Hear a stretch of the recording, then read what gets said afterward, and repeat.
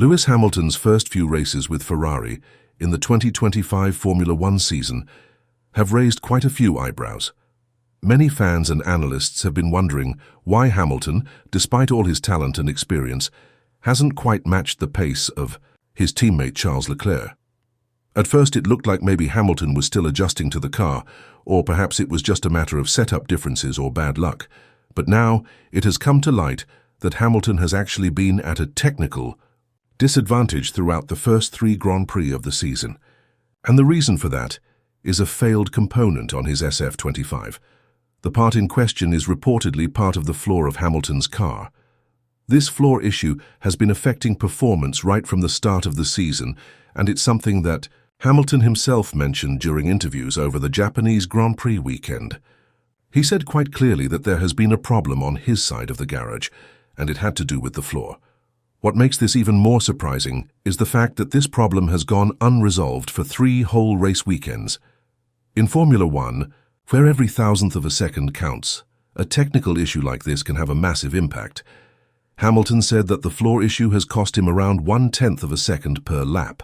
That might not sound like a lot at first glance, but in the context of a full-length race, that small time loss adds up significantly. Over a 53-lap race like the one we saw in Japan, that 1/10 per lap turns into over 5 seconds by the end of the race. That's 5 seconds Hamilton has no control over, purely due to the hardware he's been given. Those 5 seconds could be the difference between finishing 4th and 2nd, or 2nd and 1st. Not only that, but in races, where pit strategy plays a huge role, being 5 seconds behind where you should be can completely throw off your race plan. You might miss your ideal pit window. You could lose time during undercuts or overcuts. You might end up stuck in traffic you weren't supposed to be in. All of this because of a failed part that was never replaced or repaired. This situation raises several questions. Why didn't Ferrari detect this problem earlier? They had pre-season testing to shake down the car. They had the data from multiple race weekends.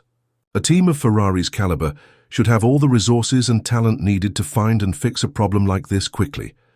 It's not like we're talking about a subtle software glitch. We're talking about a physical failure on one of the most aerodynamically sensitive areas of the car, the floor. It's puzzling that the team let this slide for 3 full race weekends. Even more curious is the reason Ferrari gave for not fixing the issue sooner.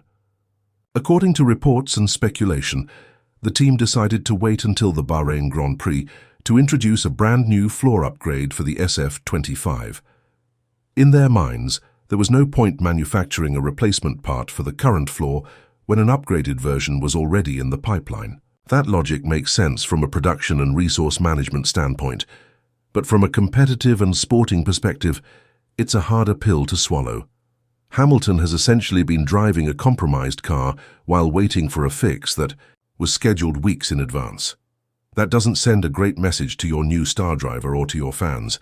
It also highlights a key problem that has plagued Ferrari for years: operational execution. They have the speed, they have the drivers. But time and again they get caught out by situations that other top teams seem to handle with ease. When Hamilton joined Ferrari, there was a wave of optimism. Many believed that this partnership could finally bring Ferrari back to the top, but now, just a few races in, we're already seeing signs of the same old issues. It's not about whether the car is fast enough, it's about how the team manages its tools and responds to challenges. And in this case, they failed to act quickly enough to ensure both of their drivers had equal machinery. Now let's talk about the upcoming floor upgrade that Ferrari is bringing to Bahrain. This is supposed to be the solution to Hamilton's performance problems. But even this has become a point of confusion. Hamilton has spoken about it as though it's going to solve the floor issue and get him back on equal footing with Leclerc. Leclerc, on the other hand, is describing it as a planned upgrade that was always meant to improve the car overall, not necessarily fix a specific issue. Then you have Fred Vasseur, the team principal, who is saying something else entirely, that the new floor is a fix for the car's problems. So which one is it? Is it a fix, an upgrade, or both? This lack of clear communication adds to the confusion. If the new floor is just an upgrade, then why has Hamilton been suffering with a defective part? If it's a fix, then why wasn't it implemented sooner? And if it's both, then the team needs to be more transparent about what's going on, behind the scenes. Because right now it looks like even Ferrari themselves aren't sure what message they're trying to send. There's also a bigger issue at play here. This isn't the first time Ferrari has started a season on the back foot. They ended the 2024 season with a car that was arguably on par with Red Bull in terms of raw pace. Yet somehow, over the winter break, they managed to lose ground. Again, other teams seem to improve consistently year on year, but Ferrari often takes one step forward and then two steps back. It's a frustrating pattern that fans have come to recognize all too well. Ferrari's inability to carry momentum from one season to the next is deeply troubling.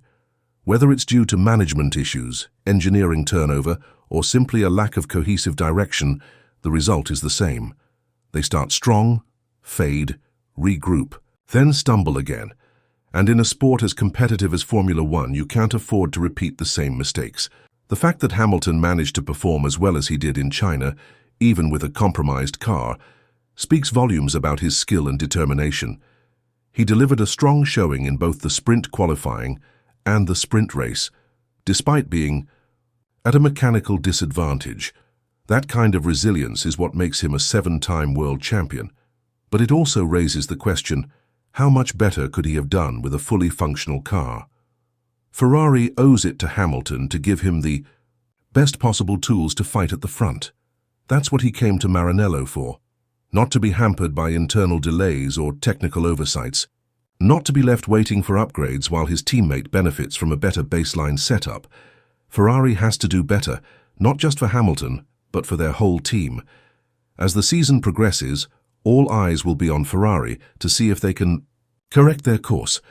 The Bahrain Grand Prix and the new floor upgrade will be a critical test. If the upgrade delivers as promised, then perhaps Hamilton can finally unlock the full potential of the SF-25. But if the problems persist, then serious questions will need to be asked about the direction the team is heading in. There's also the matter of trust. Trust between a driver and his team is crucial. Hamilton needs to believe that Ferrari has his back, that they're doing everything they can to put him in a position to succeed. Incidents like this floor issue chip away at that trust. And once it's gone, it's hard to get back. It's not just about fixing a flaw or winning a race.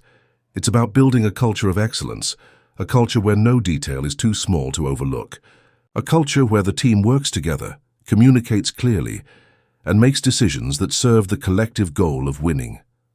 That's what it will take for Ferrari to return to championship contention. And that's what they need to provide for a driver of Hamilton's caliber. Moving forward, it will be interesting to see how Ferrari handles communication and upgrades throughout the season. Will they be more proactive in addressing issues? Will they be more transparent with their drivers and the public? These are the kinds of changes that could make a real difference. For now, Hamilton and Ferrari must look ahead. The new floor is coming. The season is still young, and the potential is still there. But potential alone is not enough. It must be matched with execution, precision, and unity. Only then can Ferrari hope to rise above their recent struggles and return to the top of Formula One.